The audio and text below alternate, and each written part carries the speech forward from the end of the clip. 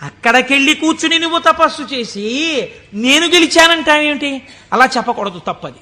అందుకని నేను కాముణ్ణి గెలిచాననుకో, నువ్వు కాముణ్ణి గెలవడానికి కారణము ఇతపూర్వము ఈశ్వరుడు అక్కడ తపించుట. అది శివప్రజ్ఞ, నీ ప్రజ్ఞ కాదు, నువ్వు అలా అనకు అన్నాడు. అంటే మనం ఏదైనా సాధిస్తే ఇది ఈశ్వరానుగ్రహము చేత సాధింపబడినది అనాలి. అంతేకాని నారదుడు తప్పు చేశాడని మనం ఇంటికి వెళ్ళిపోతే ఇంకెందుకు? ఆయనకి తీర్పు చెప్పడానికి మనం అక్కర్లేదు. మనం కూడా ఏదైనా సాధించినప్పుడు ఇది ఈశ్వరానుగ్రహముతో సాధింపబడినది అన్నమాట మాత్రమే వాడాలి తప్ప మన యందు నిక్షేపించుకోకూడదన్నది. బ్రహ్మగారు ఈ మాట చెప్తే ఏమిటో నాన్నగారు కూడా ఇలాంటి మాటలన్నీ చెప్తారు. శంకరుడు తపస్సు చేస్తే మాత్రం నా మీద బాణాలు ఇస్తే నేను తట్టుకున్నానా లేదా? ఆయన చెప్పద్దని చెప్పాడు, విష్ణుమూర్తికి చెప్పకి ఈ మాట అన్నాడు. ఎందుకని మీరు బాగా గుర్తించాలి. శాంభవీ మాయ, వైష్ణవ మాయ అని 2 మాటలు వాడతారు. పరమశివుడి భార్యగా శాంభవి ఏ మాయ స్వరూపంలో ఉంటుందో అదే వైష్ణవ మాయగా ఉంటుంది పురుష స్వరూపంతో ఉంటే. నువ్వు ఈ మాటలు చెప్తే నీకు బాగా అనుభవంలోకి వచ్చేటట్టు ఒకసారి దింపి పైకెత్తుతాడు, బాగా అనుభవంలోకి వస్తుంది, కొత్త కథ వస్తుంది. ఎందుకు వచ్చింది అక్కడ చెప్పకని చెప్పాడు ఆయన. ఆయన పెద్ద బుద్ధితో చెప్పాడు, వినాలి కదా ఆయన. ఆయనకి మాయలో దిగి ఓసారి తొట్టుపడ్డమే బాగా నచ్చింది. మన బుద్ధి నారదుడి మీద పెట్టి చెప్పకూడదు, ఆయన మహానుభావుడు. నారదుడంటేనే జ్ఞానం, అంతటి వాడికి తప్పలేదు మాయ.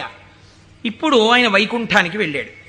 వైకుంఠానికి వెళ్ళి గబగబా ఎదురొచ్చి, ఏమిటి నారదా ఈ మధ్య కనపట్టలేదు అని ఎదురొచ్చాడు నారాయణుడు.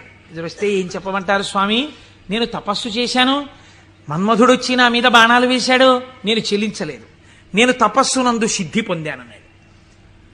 అయిపోయింది, చెప్పద్దన్న చోట చెప్పేశాడు. అనకరా అన్నమాట అనేశాడు. ఏమొచ్చింది ఇప్పుడు దానివల్ల? నేను వెంకటాచలంలో దర్శనం 3 మాటలు చేశానండి. ఈ లైన్లోంచి వెళ్తున్నప్పుడు బయటికి వచ్చేసే లైన్లోంచి లోపలికి పంపించే లైన్లోకి దూరిపోయి 2 మాటలు దర్శనం చేసుకున్నాను అన్నారనుకోండి. అది పాపమా పుణ్యమా మీరు ఆలోచించండి. ఈశ్వరుణ్ణి దొంగచాటుగా మీకు ఆ టిక్కెట్టు మీద ఒక్కసారి చూసిరా, మీకు ఎంత దర్శనం లభ్యమైతే కోట్ల జన్మలు తపించిన వాళ్ళకి దొరకని ఈశ్వరుడు నాకు ఈ మాత్రం లభించాడని సంతోషంగా బయటకు వస్తే కృతార్థత. దొంగతనంగా దూరిపోయి 2వ మాట వెళ్ళొస్తే నాకు మీకు తెలియదేమో, ఈశ్వరుడికి తెలియదండి, వెంకటేశ్వరుడికి. అంటే దొంగతనంగా 2వ మాట వచ్చావా నన్ను చూడ్డానికి అని దానికి తగిన ఫలితం ఆయన ఇస్తే ఏమవుతావు? ఎందుకు వచ్చినల్లది? ఇవే అక్కర్లేని పనులు, చెయ్యొద్దన్న పనులు చేయడం అంటే ఇలాగే ఉంటాయి.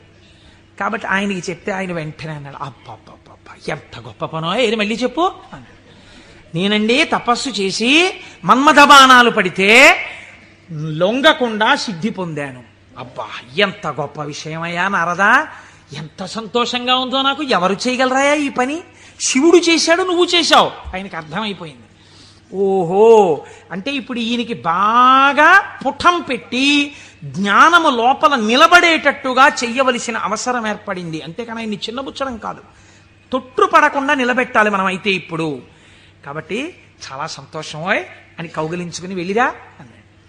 ఇప్పుడు మాయ ప్రారంభం అయిపోయినట్టే కదండి, అది నడిపిస్తుంది ఎటు వెళ్ళాలో. ఈయన బయలుదేరి వెడుతున్నాడు.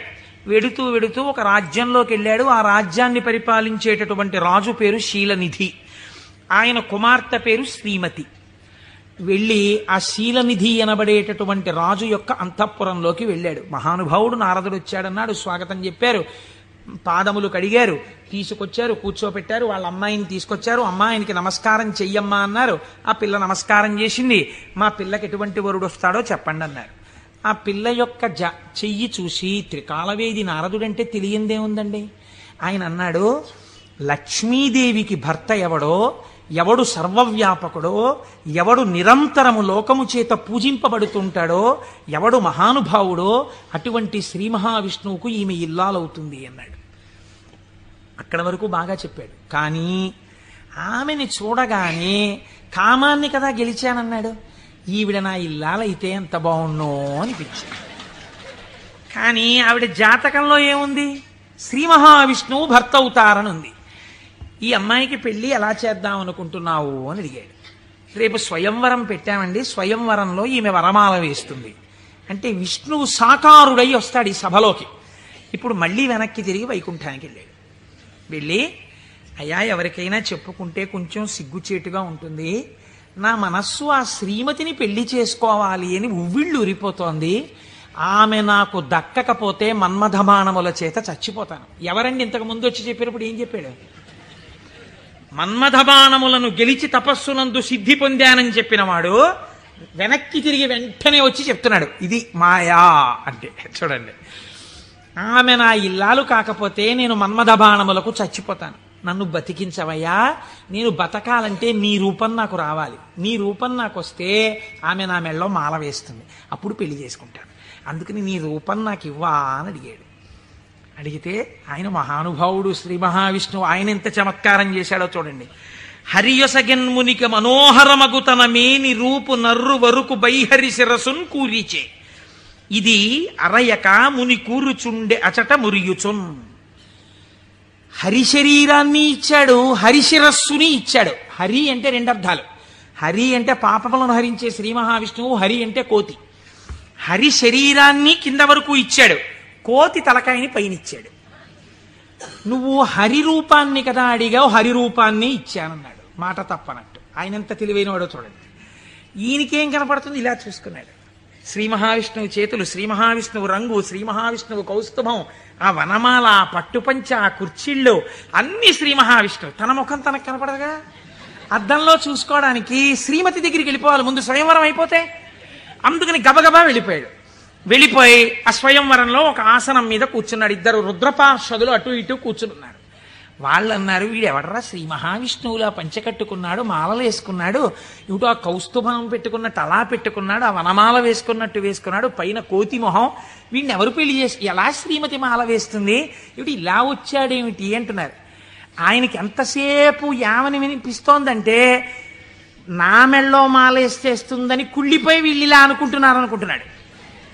ఆ శ్రీమతి దండ పట్టుకుని దగ్గరికి వచ్చింది. తీరా దండ పట్టుకుని దగ్గరికి వచ్చేటప్పటికి కాళిదాస మహాకవి వర్ణిస్తారులేండి. ఆ ఇందుమతీదేవి దండ పట్టుకుని ఎవరి దగ్గరికి వెడితే వాళ్ళకి పగటిపూటలా అనిపించింది. ఎందుకంటే ఆవిడ యొక్క వెలుతురులో వాళ్ళు ప్రకాశించారు. ఆ తర్వాత కొంచెం ముందుకెళ్ళేటప్పటికి ఆవిడ వెళ్ళిపోయింది, వీళ్ళు చీకట్లో ఉండిపోయేవారు. నాకు కొన్ని ఆశ్చర్యంగా ఉంటాయి. నేను ఇంట్లోకి వెళ్ళేటప్పటికి కరెంటుపై చీకటిగా ఉంది. మా అమ్మాయి ఒక ఛార్జింగ్ లైట్ పట్టుకుని వచ్చి ఆ వెలుతురులో, నాన్నగారండి మిమ్మల్ని నేను వెలుతురులోకి తీసుకొస్తున్నాను అంది. చాలా గొప్ప మాట అమ్మా అన్నాను. అంటే ద్వంద్వార్థములతో మాట్లాడింది. చాలా సంతోషం తల్లి, పోన్లే నా కూతురి చేత నేను వెలుగులోకి వచ్చినా చాలా గొప్పవాడినే కదా. అందుచేత ఆయన అలా ఆ శ్రీమతి దగ్గరికి వచ్చింది. దగ్గరకు వస్తే నాకే మాల వేస్తుంది అని సంతోషపడిపోయాడు ఆయన. ఆ పాపం నా శిరస్సు అందదేమో అని కొంచెం వంచాడు. ఆవిడ ఇలా చూసి భృకుటి ముకులించి, ఏమిటి కోతి శిరస్సు ఏమిటి, రూపం ఏమిటి అనుకుని వెళ్ళిపోయింది. ఈలోగా రావలసిన శ్రీహరి రాజకుమారుడి వేషంలో వచ్చాడు. ఆవిడ గుర్తుపట్టింది, మాల తీసుకెళ్లి శ్రీమన్నారాయణుడి మెడలో వేసేసింది. ఈవిడ్ని తీసుకుని ఆయన చక్కబోయాడు వైకుంఠానికి. ఈయనకి ఎక్కడ లేని బాధ కలిగింది. ఈలోగా పక్కనున్న రుద్రపార్షదులు ఇద్దరు అన్నారు, ఏమయ్యా నీకు ముందే చెప్పాము, కోతి మొహం వేసుకుని సభలోకి వచ్చావేమిటయ్యా అని నిన్నెవరు పెళ్లి చేసుకుంటారనుకున్నావయ్యా అన్నారు. అనేటప్పటికీ వాళ్ళిద్దరికీ కూడా మీరు రాక్షసయోనుల యందు జన్మించెదరుగాక అని చెప్పించాడు. తప్పెవరిది? ఒప్పు చెప్పిన వాళ్ళెవరు? ఒప్పు చెప్పిన వాడికి తపఫలితంతో శాపం ఇచ్చాడు. మాయా ప్రభావము కామక్రోధముల యందు ఎలా తిప్పుతుందో చూడండి. శపిస్తే వాళ్ళెటువంటి స్థితిలో ఉన్నారు? ఇదంతా శివేచ్ఛ అని వాళ్ళు నమ్మారు. ఇది పరమభక్తి. వాళ్ళకి ఆ కష్టమే వచ్చినా ఇది కూడా ఈశ్వర శాసనమే అనుకున్నారు. వారులు జ్ఞానధనము చేకూరిన వారౌటమదిని కుందకయే శివేచ్ఛారీతి నడచునని అన్నారదునిన్ దూరరైరి నడచి రెచటికో. వాళ్ళు ఇదేమిటయా మమ్మల్ని ఇలా శపించావు, నువ్వు కోతి మొహం పెట్టుకుని వచ్చి అని చెప్పి తిరిగి శపించకుండా ఇది కూడా శివేచ్ఛే అని వాళ్ళు వెళ్ళిపోయారు. వాళ్ళు మహాజ్ఞానులు.